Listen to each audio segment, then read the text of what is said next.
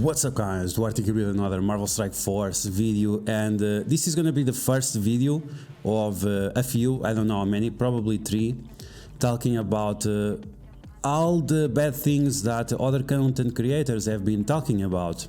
They have been talking about the Blitz Bots, the War Store exploits, and whatever other exploits. There is a list document with all the exploits, and we are going to talk about all of them. And like, I don't really care about this type of videos. I don't like to do drama or rage bait videos like other people are doing, but because Mr. Remenex himself, the guy who quitted the game, and congratulations for being a martyr for the community and actually quitting the game for 10 days. He actually didn't log in. So because this sir mentioned that the content creators, you are not talking about this topic, they are actually promoting the bots and selling this information and whatever. And because I'm not talking about this topic, because I don't care about these negative issues, I care about the positive issues, I care about pushing the community forward, that's why I didn't make videos about it. But since not talking about it means we are the ones doing the exploits and doing the Blitz Bots and the War Store exploits and all of these, then I have to make a video about it. So yeah, Mr. Remenex, the videos that you are asking for, they are coming. This is the first of a few. Okay, so in this video we are going to talk about Blitz Bots and how do they work, and is it even worth it to use Blitz Bots? Does it make sense to use Blitz Bots? Now, you need to understand the context of this situation. Marvel Strike Force is a game that has been going on for almost 4 years. 4 years, that's more than 1,500 days. And during this period of time, there was a time in the game where Blitz could not be simmed. You had to manually play all the matches. And back then, there were already like 20 Blitz teams or something like this, especially if you're a whale. Of course, if you have all characters unlocked and if you started on day 1 before the global release, you had all characters unlocked, you had all characters geared up, and it was possible to make many Blitz teams. Now, in the past, the way the Blitz teams worked and the Blitz score was completely different. It was based on the power, and now it's based on the gear tier of the characters and also the yellow stars and red stars that they have. In the past it wasn't like this, it was very different, and you could have just a few teams and get a lot of points. You could also use multiple teams to get more Blitz credits and whatever. But because you had to play on manual, it incentivized people to don't play the game, to use a bot and keep the bot running, because the bot would run for 2 hours, so it was irrelevant the cooldown that the characters had. And you could have these going through 24 hours. You could have the Blitz bots going and going, and that's why this was a problem, because you could keep farming and farming, and that's pretty much it. It was 24 hours, so over 24 hours, and it was impossible for a human to be able to do this. On top of that, the reward structure was completely different. The first like 10 people would get like 300 character shards or something like this. It was an insane amount. And of course, it incentivized people to do as much Blitz as possible. Now, some people had different players playing for them because they didn't want to risk their account, but account sharing is also against the terms of service, so you can still get banned for that. And there was also the situation of the Blitz Bots, which is a script or a program or something like this that can be used on Windows or on whatever, and it allows you to run Blitz over and over again on manual. And once again, this was because there was no sim back in the day. The fights had to be played manually. You would start a match and you'd put on auto, and it would keep going like this for 24 hours on top of 24 hours on top of 24 hours. So of course that was a problem. And then Marvel Strike Force address this situation. Because it was humanly impossible to do this without account sharing or without a bot, so they limit the amount of charges that you can use. You can only use each character 8 times before they go on cooldown, and beyond that you have to spend or cores or blitz credits to do more matches with those characters. And that also means that the time that it's required for the teams to go over and over again, it's no longer 2 hours, even that there are plenty of teams. But I just feel like the way this is programmed now, it feels like the matches are a lot faster. And of course you have the sim blitz. So in the past there was a huge incentive to use blitz bots, because you could blitz 24 hours per day, and the reward structure really benefited the top 50 or the top 10 players. Of course, TCP was still a problem. If you have trash TCP, if you have 5 million TCP, you cannot compete with someone with 20 million TCP. This is another thing that people talk about blitz bots and they forget. Like, you can use a blitz bot with 5 million TCP that you'll never reach top 100, because that's just the way it is. People who have higher TCPs, they will always benefit more from winning on blitz. So this is another issue that is completely irrelevant, that even if new players are using bots or even whatever, there is nothing you can do about it. Now, they fixed the way the points are calculated, so you cannot, it doesn't incentivizes you to use the same teams over and over again. They changed also the reward structure. They changed how many times you can use the same characters. They limit the amount of times you can use the same characters, and that's all good things in terms of fixing the issue of the blitz bot. Now, is there still an incentive to do the blitz bot? Maybe, because now we have 37 teams that we use, and we have to go through all those teams. Now we can do it sim blitz, so maybe you can sim blitz with a bot, but is the success rate going to be high?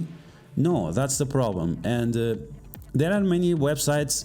This was a problem. Like 2 years ago, you'd watch YouTube videos, and on the YouTube videos you'd find advertisement for these blitz bots. That's how crazy it was, because the reward structure was so bad that incentivized people to blitz 24 hours a day, which of course is not humanly possible. Now, based on this, what I'm doing for my blitz, and this is why I don't upload videos on the day after or the 2 days after an important blitz for me ends, it's because I cannot do anything for the next days after doing a big blitz, because I do 3 rotations before I sleep. I go to sleep at 6 AM, then I wake up around 12 PM or whatever it said, or 12 AM, and then I do the other 5 rotations. It's a very, very tight schedule. People who watch my live streams, they know I use alarms for everything. Yes, I'm a 100% tryhard, but that's the way it is. It allows me to save money because I live in a shithole country, and the minimum wage here, it's impossible to buy any offers on this game. So yes, doing blitz is something relevant. Now, about the blitz bot, you can still do the blitz bot and whatever. The information I found is that even using AI advanced bots that have that can gather information from the screen of your game and use it to make decisions on if they are going to take the match or not. So certain bots right now, they are avoiding Infinity Watch teams and Infinity Watch characters or eternal characters and whatever. But even if they are doing this, even using these AI algorithms and whatever to do the blitz bots, they still only get 70% win rate. So again, if you have average TCP, and if you have a 70% or lower win rate, because even with these 70%, it really depends on how you have your teams organized, and it depends on your Blitz seed, because yes, there is a seed for Blitz, which defines which enemies you are going to face. That's why sometimes you face Black Order and Eternals all the time, and other times you face Mantis and Drax and whatever. It's based on your Blitz seed. It's a real thing. So based on all these, even these very advanced bots with AI and whatever, they still don't get a good amount of wins. It's between 60 to 70%, and for that 70%, you really need to have certain characters very developed compared to other ones. With my Blitz teams playing on normal without any bots, I can get between 95 to 98% win rate. So even if someone that wants to use Blitz bots, you are not going to get top 100. Maybe you are not even going to get top 1% using a Blitz bot. Once again, it depends how big is your account, how many good characters you have developed, which enemies you are facing, and even if you are using AI to control the enemies that you are facing, the game cannot swipe and shuffle the amount of enemies enough times to guarantee that you are not going to face an enemy that you cannot defeat. So this is something that people need to understand. Like I was saying, like many content creators don't understand how these things work. They don't investigate. It's easy. Go on Google, search about these, read the forums of different pages, Reddit and not only Reddit, and you'll find all this information.